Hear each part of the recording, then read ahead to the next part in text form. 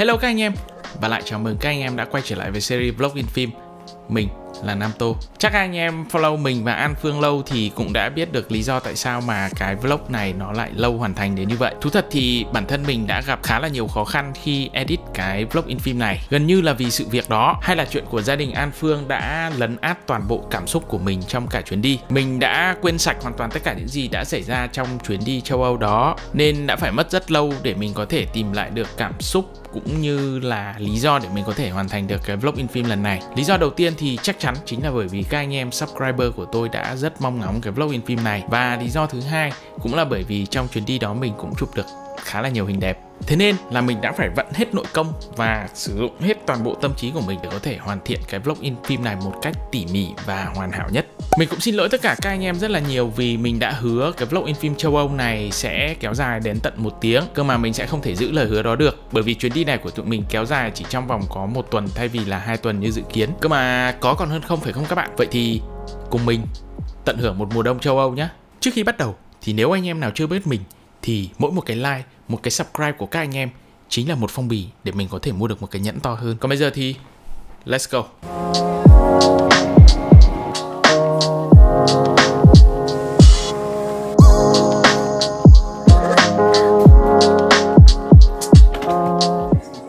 Hello Tô Nam.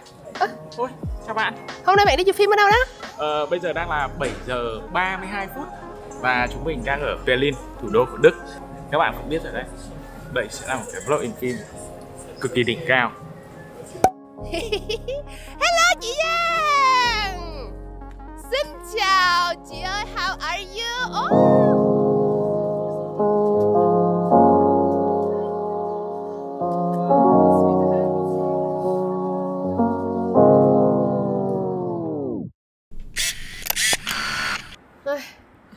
Lại là Tô Nam, những màn chụp trộn của anh ấy. Tôi đã chụp trộn được một couple đang nắm tay. Tuy nhiên thì cái máy này của tôi nó đang hơi có vấn đề. Đấy là mấy ngày hôm nay tôi phát hiện ra là cái cò của nó ấy, nó không còn được nhạy nữa. Không hiểu sao mà lúc chụp được và lúc thì không. Đấy, tôi hy vọng là những cái hình không cao cả. Sau khi chụp hết được cái cuộn này thì say bye cho cái máy này trong cái vlog in phim lần này, và tôi sẽ chuyển qua tôi dùng Leica M6 các bạn ạ.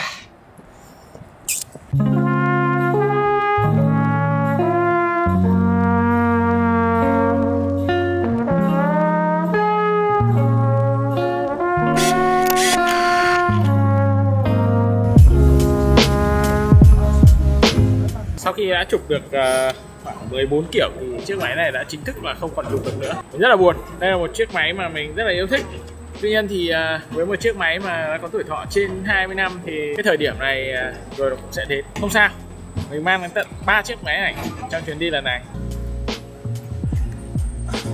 Sau này khi mang về Việt Nam thì mình mới biết các focus của nó đã bị hỏng. Cơ mà nói một cách công tâm thì đây là lúc chiếc Leica M6 của mình tỏa sáng. Mình lắp một cuộn Portra 800 và ngày đầu tiên ở Berlin chính thức bắt đầu.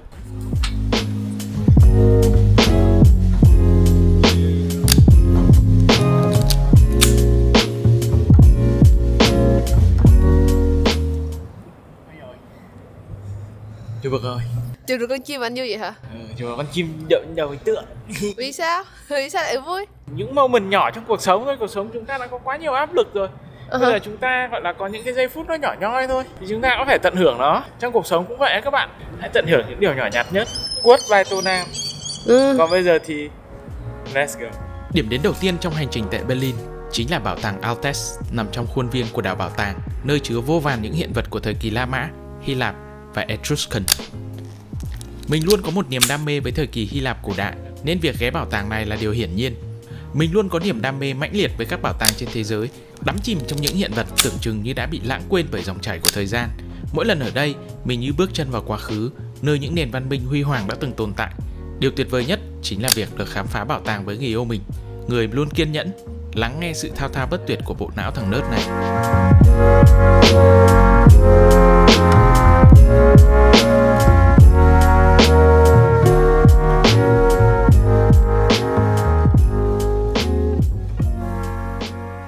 Sau hơn 2 tiếng dành chọn cho việc chìm đắm cùng nghệ thuật cổ đại, tụi mình lên đường tới địa điểm thứ hai, nơi mình đã hoàn thành được ước nguyện từ thuở bé. Đó chính là được xem vở ballet Nutcracker của Tchaikovsky vào mùa Giáng sinh.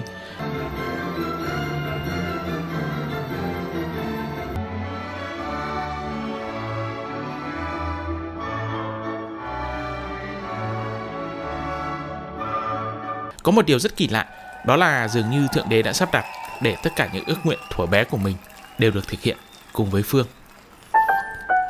Đã 12 năm kể từ lần cuối quay trở lại châu Âu, nhưng những ngày ở Berlin này, mình không quá cố gắng chụp hình nhiều. Mình muốn tận hưởng chuyến đi này cùng Phương, cùng nhau khám phá những vùng đất mới. Đó mới là thứ quan trọng nhất.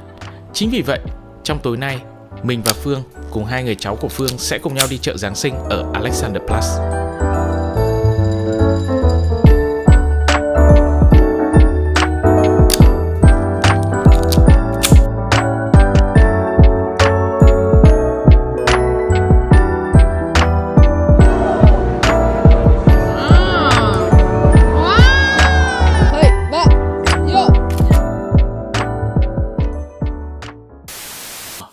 Ngon lành chưa? Hiện tại thì tụi mình đang ở Berlin, Đức và chiếc máy Yashica T5 của mình đã chính thức hỏng. Ngày hôm qua ấy, thì mình đã lắp một cuộn Cinestill 400D vào chiếc máy Yashica T5 này, và ban đầu ấy thì nó vẫn chụp được bình thường. Tuy nhiên đến tầm kiểu thứ 13, 14 gì đấy thì mình bấm vào cái nút chụp nó không chụp nữa. No! No! No! Và mình cũng đã search ở trên mạng ấy, thì có rất là nhiều những chiếc máy Yashica T5 cùng bị cái vấn đề này. Nói thế chứ mình cũng sẽ thử chụp xem là có hết được cái cuộn phim này hay không, và mình cũng sẽ tráng thử ra xem hình nó như thế nào. Dù có là gì đi nữa ấy, thì Yashica T5 vẫn là một trong những chiếc máy yêu thích nhất của mình. Vì thế nên mình sẽ cố gắng mình tìm lại một con khác. Ngày đầu tiên khi mà phát hiện ra là chiếc máy Yashica T5 bị hỏng ấy, thì mình cũng có chuyển qua chụp chiếc Leica M6 một số tấm. Mình đã lắp vào đây một cuộn Portra 800 bởi vì là thời tiết ở Berlin ấy nó cũng khá là kỳ lạ. Vào buổi sáng ấy thì tầm khoảng 9 đến 10 giờ thì lúc đấy mới có nắng lên, và tầm khoảng sau 12 rưỡi trưa là nắng đã tắt. Và lúc đấy thì trời khá là tù mù, và mình nghĩ là một cuộn phim Portra 800 cũng rất là phù hợp. Phù hợp hơn nữa khi mà mình đi chụp vào chợ Christmas buổi tối ở Alexanderplatz. Đây là quang cảnh ở bên ngoài cửa sổ. Ai có là đi Tây đi ta gì đấy thì người ta cũng vẫn khoan đục vào ngày cuối tuần như bình thường các bạn ạ. 2 hours later.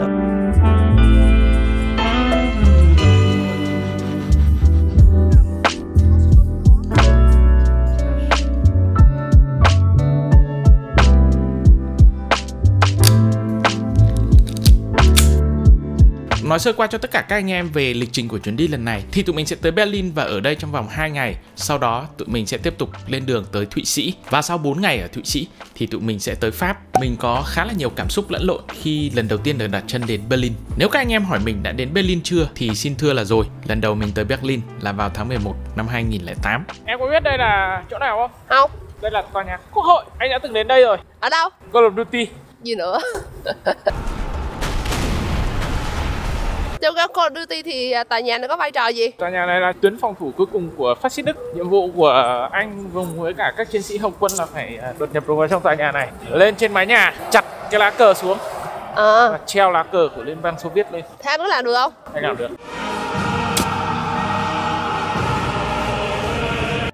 Lần đầu tiên đặt chân tới Berlin mang lại cảm giác như bước vào một thành phố tràn đầy lịch sử, sự pha trộn giữa quá khứ và tương lai, giữa những sự thô ráp và nét quyến rũ. Ấn tượng đầu tiên có thể hơi lạnh lùng, những con đường rộng, kiến trúc mạnh mẽ. Bạn sẽ nhận thấy những vết sẹo của thành phố, tàn tích của bức tường Berlin, những bức tường còn vết đạn, những đài tưởng niệm trầm lặng, âm thầm tồn tại song song với những luồng sáng tạo bùng nổ của nghệ thuật graffiti, vừa ám ảnh mà vừa ngập tràn năng lượng. Mình nhanh chóng nhận ra rằng Berlin không cố gắng làm mình ấn tượng, Berlin mời mình khám phá và tự mình cảm nhận.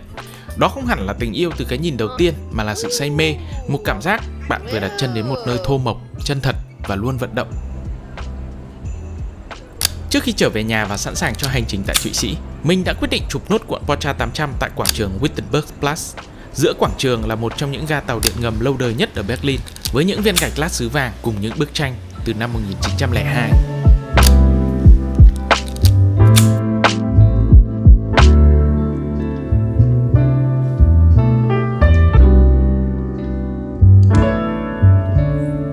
Hai ngày ở Berlin trong một cuộn phim này.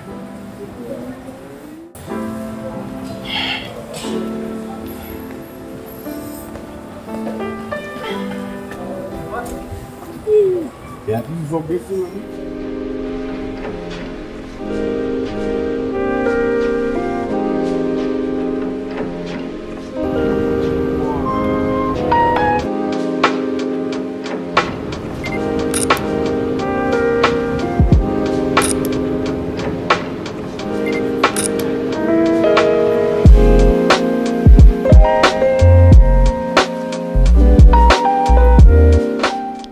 chỉ ở Zurich có một ngày, bởi hôm sau tụi mình sẽ lên đường tới Zermatt.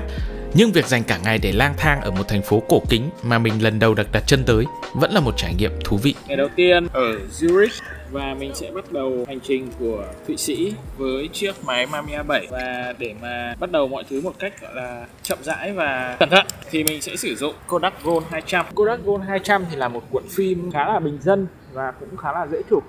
Bình thường ấy thì mình hay sử dụng phim Kodak Gold 200 cho phim 135. Cách đây khoảng tầm 1-2 năm thì Kodak đã sản xuất cái phim Kodak Gold 200 này cho 120. Và mình thì cũng không có quá nhiều cơ hội chụp thử cái phim đấy, vì bản chất thực sự là mình không thích phim Kodak Gold 200 lắm. Mình sẽ quyết định thử Kodak Gold 200 khi ở Thụy Sĩ để xem là có đúng là cảnh đẹp thì phim nó cũng đẹp theo hay không.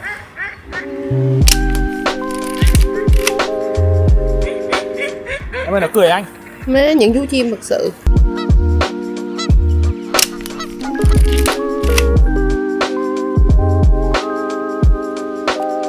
Một trong những nhược điểm lớn nhất của chiếc máy này đấy chính là nó chỉ chụp được 10 tấm, nhưng không sao, mình mang đến 50 cuộn phim không ạ.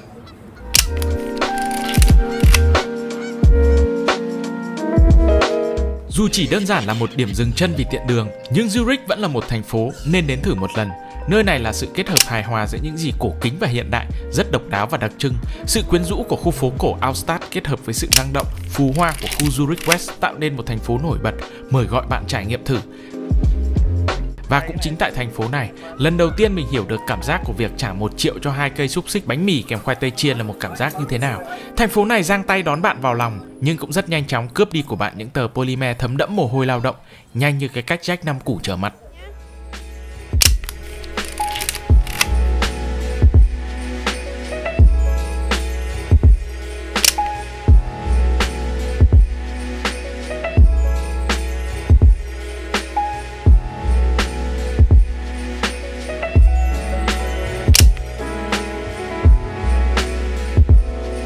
The city is very beautiful, but it is not as beautiful as you. Oh my gosh. Thế rồi hả?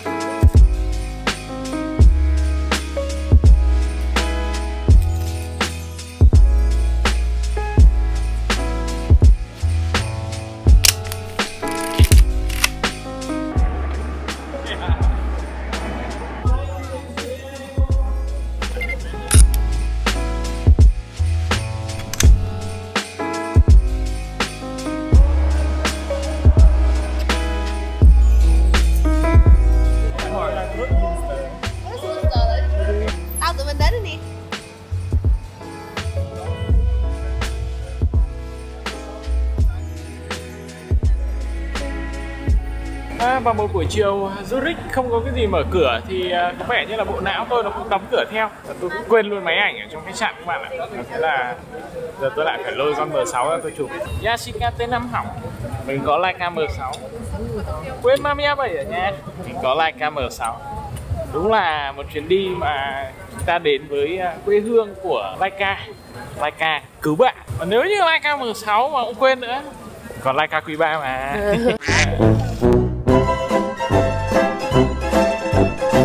Swiss National Museum, Nam Tô, người chiến sĩ cộng sản kiên trung. Đi cùng xem là bọn tư bản chủ nghĩa chúng nó trưng bày cái gì ở trong này.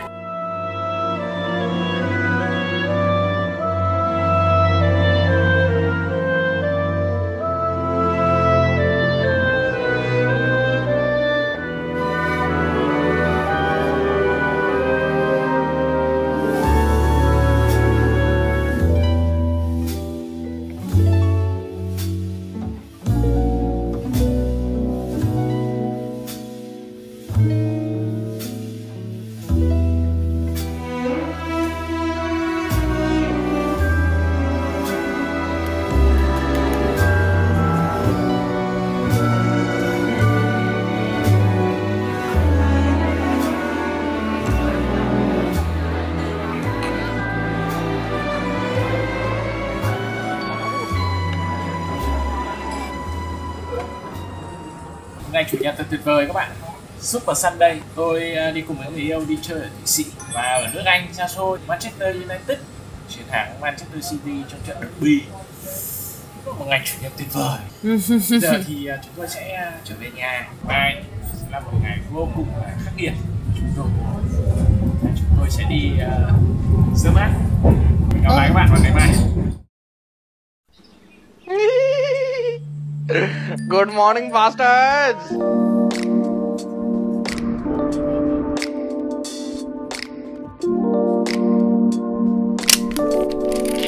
Trong sáng ngày hôm nay, tụi mình sẽ khởi hành từ Zurich đến Chur và từ ga Chur, tụi mình sẽ lên chuyến tàu Glacier Express để đến Zermatt. Dù chỉ là trạm dừng chân ngắn ngủi, nhưng Chur vẫn có những nét đẹp của riêng mình. Chỉ vỏn vẹn 2 tiếng ngắn ngủi, mình đã đạp bay một cuộn Acta 100 ở đây.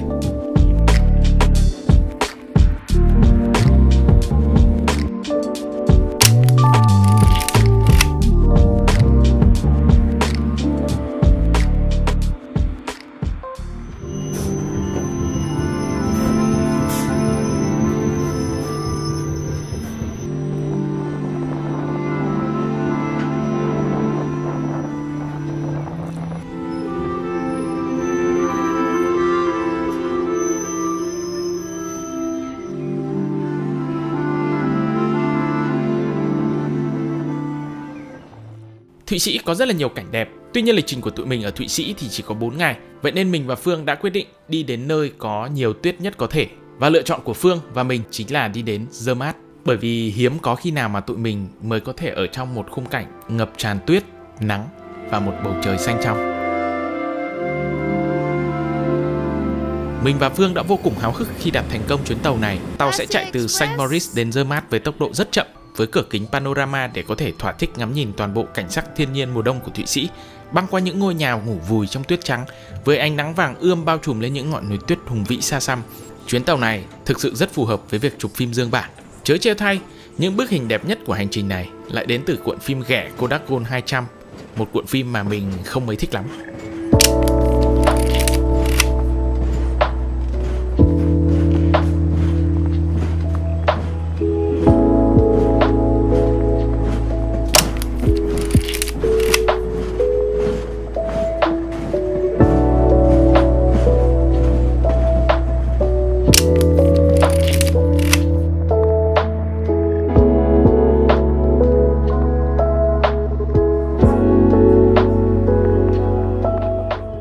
Tàu là phương tiện di chuyển ưa thích của mình từ thời còn là du học sinh. Những ngày ấy, mỗi lần lên tàu, mình cũng đều ngả mình, ngắm nhìn khung cảnh ngoài kia trôi vút đi như những thước phim tua nhanh.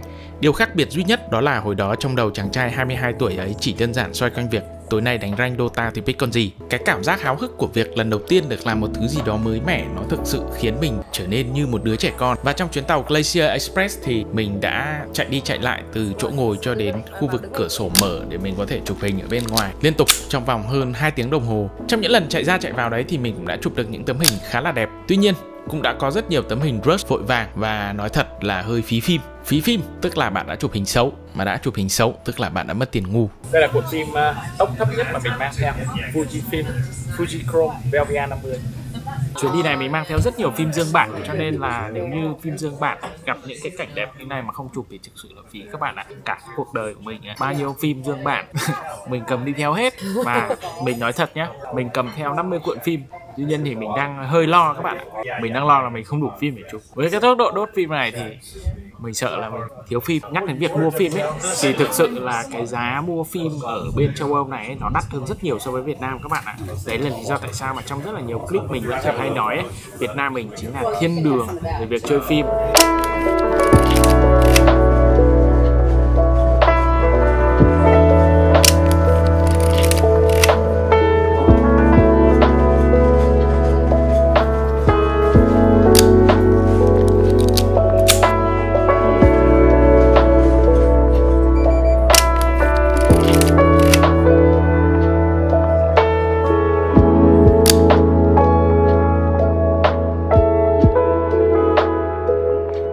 Giờ thì trời cũng đã bắt đầu tát nắng dần. Mình sẽ tận hưởng nốt sự yên bình và cảnh vật này trong 1 tiếng còn lại trước khi tàu cập bến.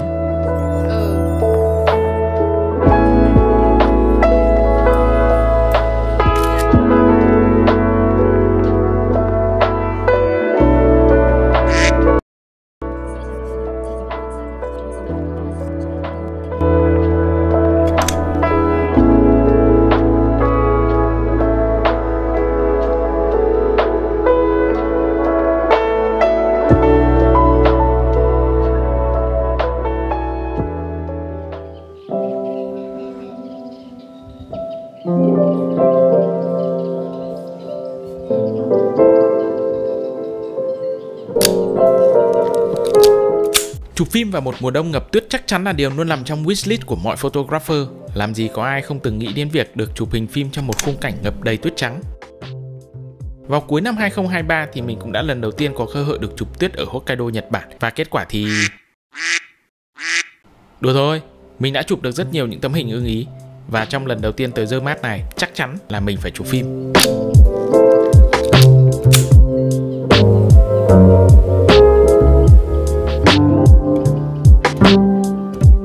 Mình cũng đã tự collect được khá những cái tips để mà mọi người có thể chụp hình trong trời tuyết hoặc là trong thời tiết lạnh. Điều đầu tiên chính là các bạn nên đem theo nhiều pin dự phòng cho máy ảnh của mình. Bởi lẽ thời tiết càng lạnh thì pin càng hao nhanh. Điều thứ hai đó là một số máy point and shoot cũng như là những cái máy sử dụng điện thì khá là nhạy cảm trong thời tiết lạnh. Vì vậy nếu có thể hãy xài một chiếc máy full cơ. Mình đã phải trả giá bằng một bài học đắt đỏ sau chuyến đi này. Đó chính là chiếc Mamiya 7 của mình đã bị hỏng và mình đã phải mất hơn 11 triệu để sửa nó.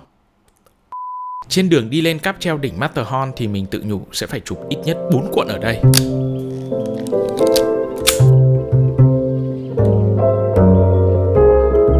Đỉnh núi quá lạnh, hai tay mình bị cóng và dù có hẳn đôi găng tay chuyên dụng của photographer chụp hình tuyết nhưng mình không xài vì đơn giản là cảm giác khi cầm máy rất khó chịu. Giờ thì mình đã hiểu được phần nào tại sao trai hư thì không thích dùng bao.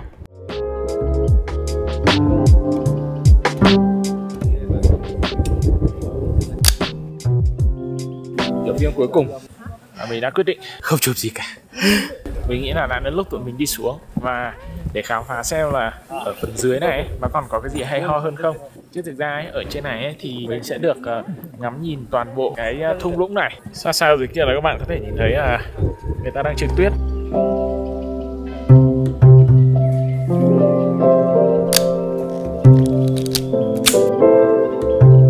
Anh nghĩ ok không?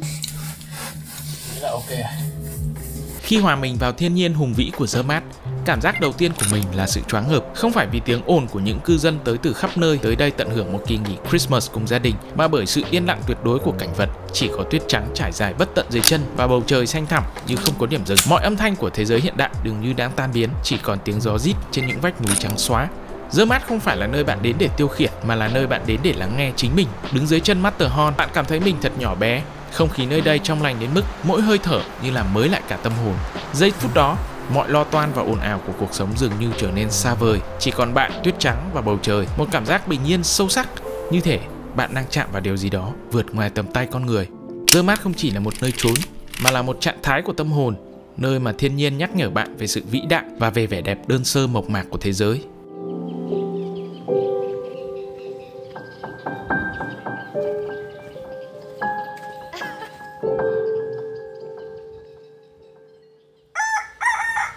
Chào ngày mới anh em. Chào ngày mới em. Anh nghĩ gì về Interlaken? It's a boring town man. It's a boring town. Đó là mình nhớ đến những cái town kiểu ở miền Trung nước Anh ấy, với một cái bầu không khí nó rất là ảm đạm, xong rồi có những cái ngôi nhà cổ, ít người dân và rất là nhiều người già. Đó là mình nhớ lại Colchester, nơi mà mình từng học cách đây 10 năm. Nó cũng như thế này các bạn ạ, nó buồn.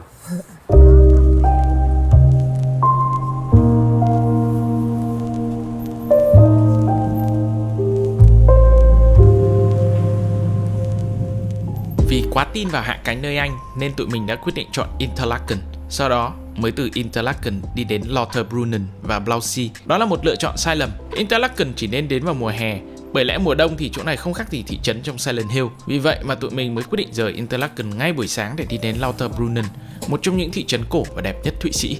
Thời tiết hôm nay đã phổi bạn tôi, thay vì tuyết thì trời đổ mưa. Không những vậy, chỉ sau khi về Việt Nam thì mình mới biết cuộn phim Lomo 400 của mình khi chụp ở đây đã bị nướng chín bởi X-ray.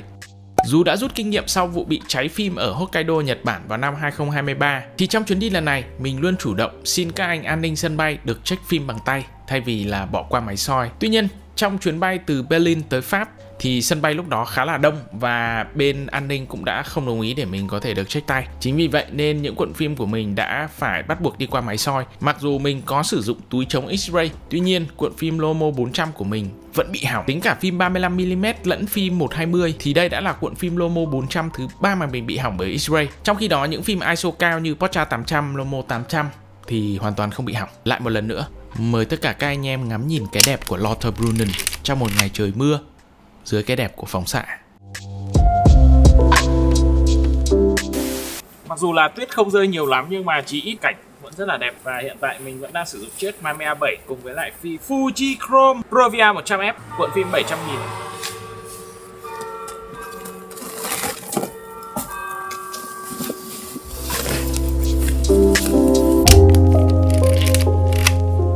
TikTok nó có một cái chỗ để chụp xuống dưới này.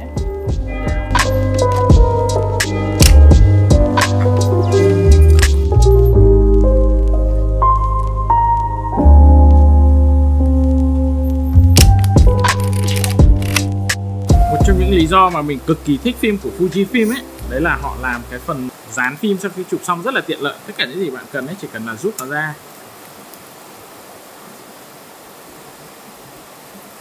That's it. 3 hours later. Hình đẹp lắm các bạn ạ. Tuyệt vời. Tôi không biết phải nói gì hơn. Quả thật là bọn tôi cũng rất là may mắn khi mà hôm nay là một ngày rất là xấu trời, nhưng mà bọn tôi vẫn có thể gặp một cái cầu vồng nó qua hồ thun. Đấy, và Mamiya 7 đã phát huy đúng cái công dụng của nó, phục vụ tôi trong một chuyến du lịch. Và chắc chắn đây sẽ là một cái vlog in phim rất là tuyệt vời cho các bạn.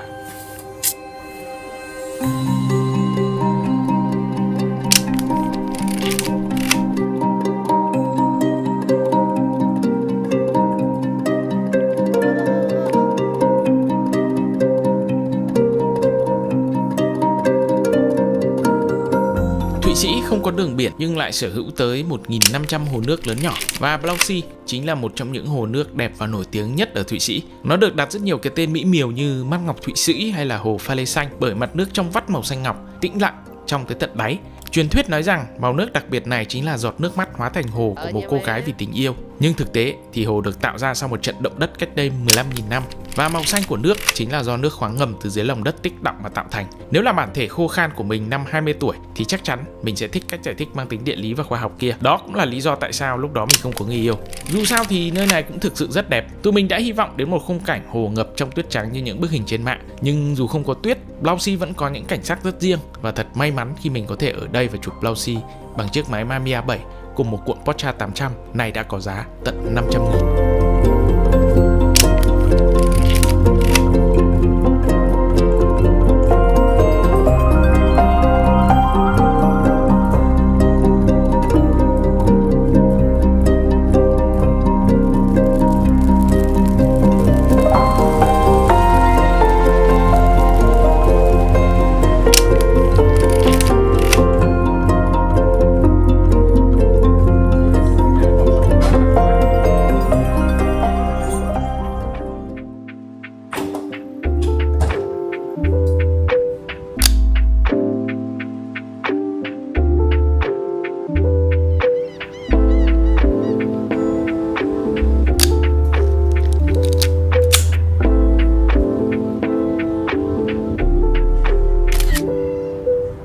Cảnh này mọi người có thấy quen không ạ? Chính là flashback ô trấn đấy các bạn. Thụy Sĩ chia tay chúng mình bằng một pha delay máy bay lên đến tận 4 tiếng đồng hồ, và Swiss Airlines hân hạnh tài trợ chương trình này. Tranh thủ lúc này thì mình đã quyết định lang thang sân bay để chụp nốt cuộn Cinestill 400 dang dở trong chiếc Leica M6. Thì còn ten ở đâu bất ngờ ập tới, mình đã bị cảnh sát chìm kiểm tra các bạn ạ. Ông cảnh sát chìm này tiếp cận mình cực kỳ nhanh. Ông ấy tiếp cận mình ở bên tay trái, vỗ vai mình một phát, xòe cái phù hiệu ra. Lúc bấy giờ ấy thì mình không hoảng lắm nha. Tuy nhiên ấy thì mình để ý được là khi ông ấy tiếp cận mình ở phía bên tay trái thì ở phía bên tay phải ấy là có 2 chiến sĩ cảnh sát mặc quân phục và cầm tiểu liên MP5 đứng sẵn như kiểu là đang chuẩn bị backup ấy. Để mà nói thêm một chút ấy thì cái khu vực mà mình chụp thì nó nằm trong sân bay. Tuy nhiên ấy thì nó vẫn là một khu vực public và nó được nối với lại một cái trung tâm thương mại. Và mình cũng đã nhìn trước thì ở khu vực này không có một cái biển hiệu nào là cấm chụp hình cả. Ông cảnh sát cũng nói chuyện với mình một cách rất là nhẹ nhàng và từ tốn. Ông ấy cũng có hỏi là mày đang chụp cái gì đó, thì mình trả lời là tao là nhiếp ảnh gia, tao đang chụp hình street life ở đây. Sau đó thì ông ấy mới hỏi tiếp là tao có thể xem hình mày được không, thì mình bảo là tao chụp phim nên tao không thể cho mày xem hình được, nhưng mà tao sẵn sàng cho mày xem những tấm hình mà tao đã thực hiện trong chuyến đi của tao. Và thế là mình lấy máy số của mình ra và mình mở một số tấm hình mà mình chụp cho ông ấy coi. Thì ông ấy xem xong ông ấy gật gù rồi ông ấy bỏ đi. Sau khi ông này đi thì 2 chiến sĩ kia cũng đi theo, và trước khi đi thì 2 chiến sĩ kia cũng chào mình và cũng hỏi mình là oh good. Mình trả lời là ok, oh good.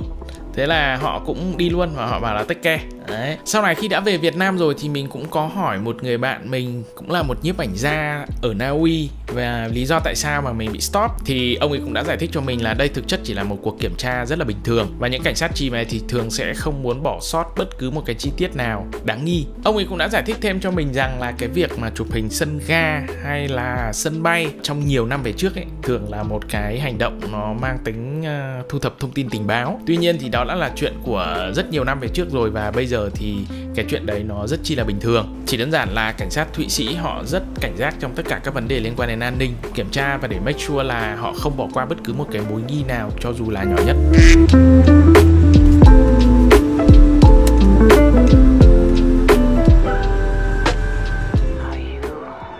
Is this a dream?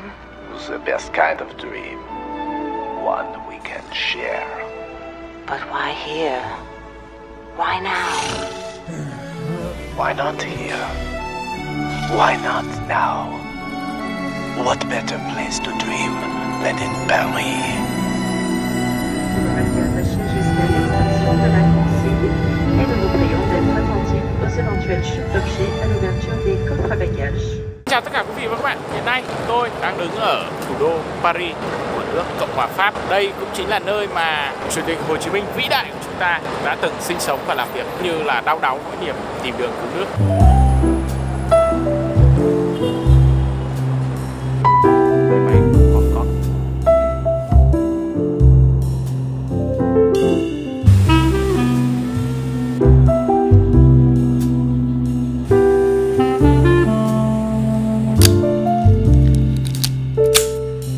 Paris, kinh đô của ánh sáng, của tình yêu, nơi Remy tìm được đam mê trong nghệ thuật nấu nướng, nơi mình từng có ước mơ được đến để học nấu ăn, được ngồi giấu mình trong một quán nhỏ góc đường, mân mê trên tay một ly Bordeaux và ngấu nghiến từng trang của cuốn tiểu thuyết đang dang dở.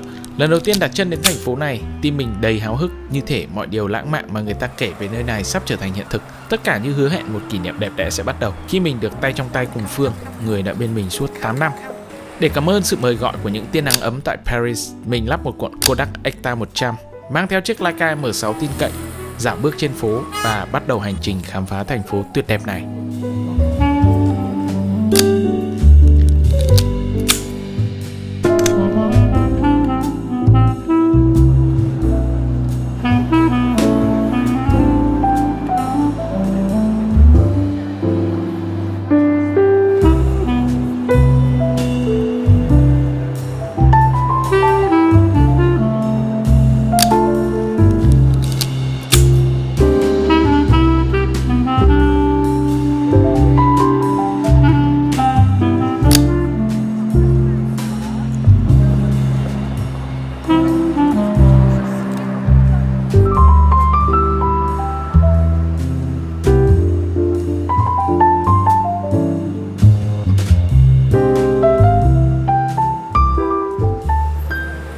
Bonjour monsieur. Bonjour mademoiselle. Rồi các bạn, bây giờ đang là 6 giờ tối ở Paris và chúng tôi đang đi bộ. Hello. Lâu quá mới gặp. Hello. Trời ơi. Bonjour madame. Giới thiệu các bạn, đây là quán cà phê ở trong phim Emily in Paris các bạn ạ. Đấy, lý do tại sao mà tôi nặng đòi thằng này phải ra đây. Hôm nay do là đường tắc quá cho nên là mình đã lỡ mất một cái buổi gặp một cái anh photographer người Pháp mà mình rất là thích. Anh này là mình đã hâm mộ từ hồi mà mình còn học đại học rồi. Anh ấy tên là Theo Gosselin. Instagram của ông ấy ở đây. Đấy, anh ấy chụp hình phim rất là đẹp và rất là tình. Cũng một phần nào đấy bị ảnh hưởng nhiều cái style chụp hình của anh này ngày xưa. Thì anh này chụp hình nó cũng rất là bạo, mà ngày xưa mình chưa dám chụp hình bạo như thế. Thì hôm nay bạn của mình có đi gặp anh ấy được ký tặng sách và anh ấy cho cái card này. Lấy vía cái. Còn đây là sách của bạn mình. Bạn mình cũng là nhiếp ảnh gia, tại vì hiện tại đang sinh sống ở Phần Lan. Bạn mình thì hơi lâu kim một tí, nhưng mà ấy, bạn nào mà muốn chụp hình mà ảo tung chảo, các bạn hãy tìm Đô Tăng. Các báo xin hãy book Đô Tăng. Đô Tăng chụp hình rất đẹp, là người ta chụp như thế này này. Đấy. Chứ không phải đi chụp mấy ông bà già đằng sau lưng như mình đâu. Cảm ơn nhé. Thank you.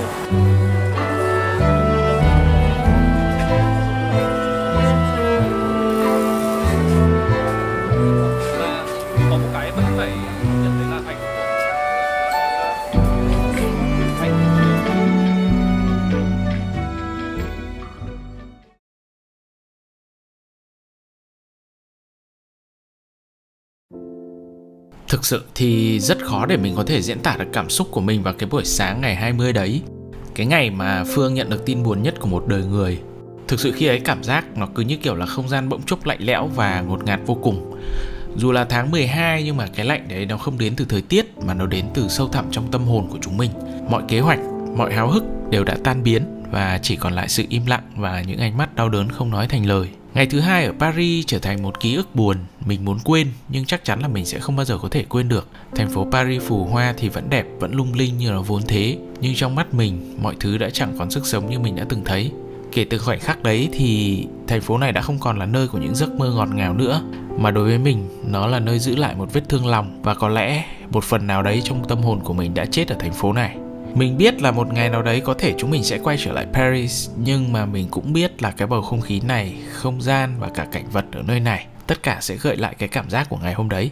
Thành phố tình yêu đối với mình đã mang một ý nghĩa khác. Đây thực sự là nơi lưu giữ một nỗi buồn không thể xóa nhòa.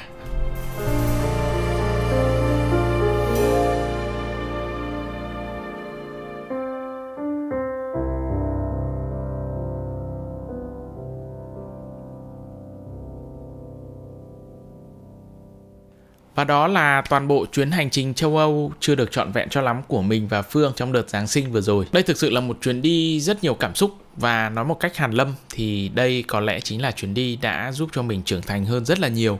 Bỏ qua tất cả những chuyện đó thì chuyến đi châu Âu này cũng đã giúp mình có được một số tấm hình khá là đẹp cho project cá nhân của mình, nơi mà mình sẽ ghi lại hành trình của tất cả các nơi mà mình đã tới trên thế giới. Mình hy vọng vlog này sẽ là một gia vị hoàn hảo cho bữa cơm của tất cả các anh em, hoặc chỉ đơn giản là một chút sự thư giãn sau một ngày lao động vất vả và mệt mỏi. Và trong tập tiếp theo, mình chắc chắn sẽ mời các anh em đi đến thành phố mà mình yêu thích nhất để ngắm hoa anh đào. Còn bây giờ thì Nam Tô out.